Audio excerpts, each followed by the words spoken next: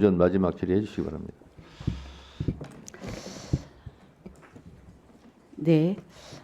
아까 신상 발언 기회를 안 주셔가지고 이 부분을 좀 먼저 말씀을 드리겠습니다. 제가 지난번에 국회에서 법사위에서 발언을 했을 때 이렇게 했습니다. 이제 헌법재판소가 탄핵사유에서 그 내란죄를 철회를 했는데 이게 분명히 문제가 있음에도 그냥 받아들였고, 또 지금 탄핵 심판이 지금 밀려 있는데 가장 시급한 것은 한덕수 권한대행의 탄핵소추다. 그러니까 그걸 좀 빨리 해야 되는데, 이렇게 헌법재판소가 헌법소의 기능을 제대로 하지 못했을 때 그럼 이걸 어떻게 시정할 수 있을까? 헌법재판소는 3심제도가 아닙니다. 단심입니다. 그런데 최종적인 헌법수호 기관은 주권자인 국민이다.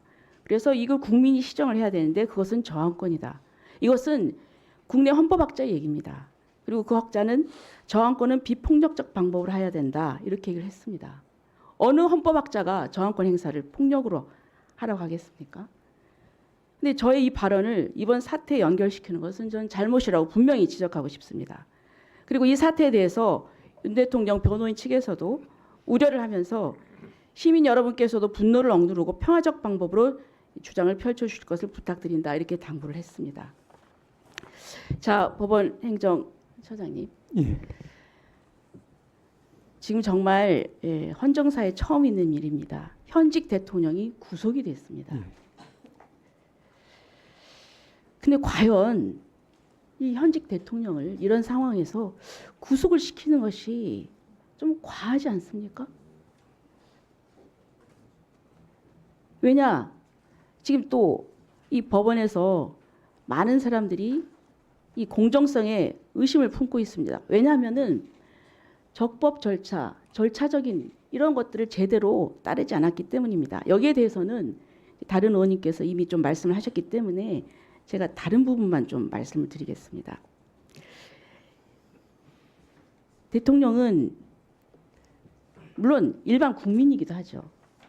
그래서 특혜를 줘서도 안 되지만 그러나 일반 국민과 같은 보호받을 수 있는 권리가 있습니다. 그런데 지금 이재명 대표하고 비교를 했지만은 조국 전 대표 보세요. 1심, 2심에서 1심, 2심에서 실형이 나왔습니다. 근데 법정 구속 안 돼가지고 그래서 출마까지 했습니다. 국회의원이 됐습니다. 대법원에서 확정되니까 그때야 구속이 됐습니다. 예. 그리고 또 현재 작년에 1심에서 실형 3년을 선고받은 분이 또 똑같은 당에서 출마를 해서 국회의원이 됐습니다. 지금 그런 상황입니다. 그러면 대통령이라고 해서 너무 가혹한 잣대를 들이받은 거 아니냐, 이런 상황이. 자, 그리고 또 공수처에 내란죄 수사권이 있느냐, 여기에 대해서 지금 이제 물론 뭐 법원에서 다 영장이 발부됐다 얘기를 하지만 판사들 내부에서 논란이 있었습니다.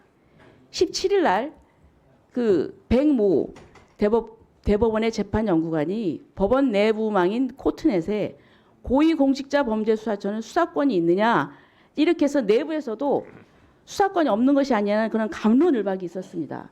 판사들도 다 여기에 대해서 동의하지 않습니다.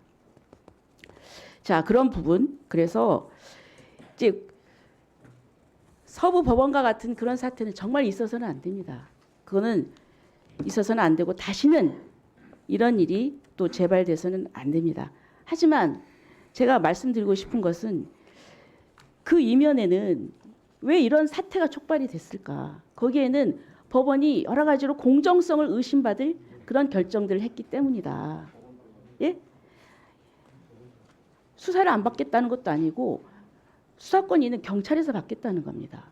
그리고 중앙지법에서 하겠다는 겁니다. 그런데 이런 부분이 국민들로서는 납득이 안 되는 겁니다. 왜냐하면 이게 정말 첨예한 문제이기 때문에 절차가 공정해야 국민들이 납득을 하고 수용성이 있는 것입니다. 그래서 좀 그런 굉장히 유감의 말씀을 드리고요. 자, 그다음에 저기 영상을 좀 틀어주시죠.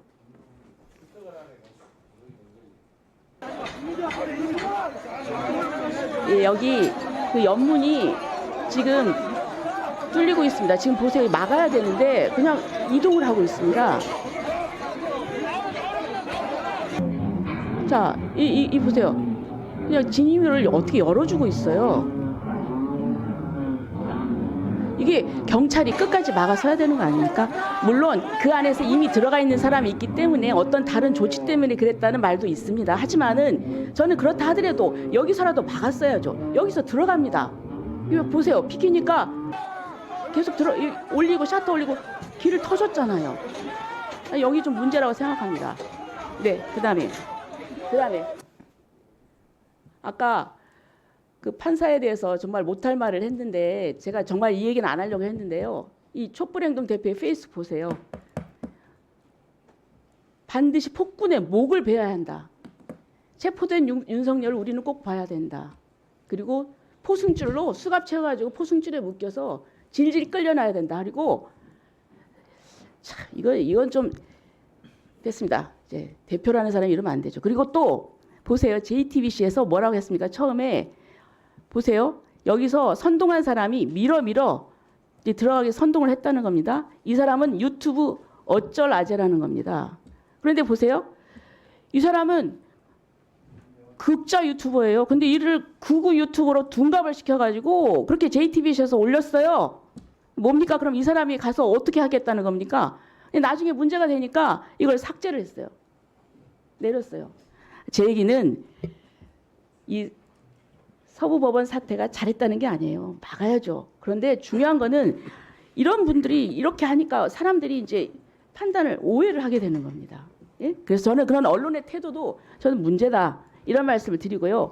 국민들이 가장 바라는 건 그렇습니다. 사법기관 아닙니까? 예. 사법기관은 다른 사람의 잘못을 조사하고 재판하는 그런 기관 아닙니까? 예. 그렇다면은 그 기관이 법을 지켜야 되지 않겠습니까? 예. 그런데 그 기관이 공수처가 권한도 없는데 내란죄 수사 권한도 없는데 권한이 있다고 나서고 또 체포영장도 판사 쇼핑을 해서 서부법원으로 하고 그러니까 이 국민들이 이게 뭐야?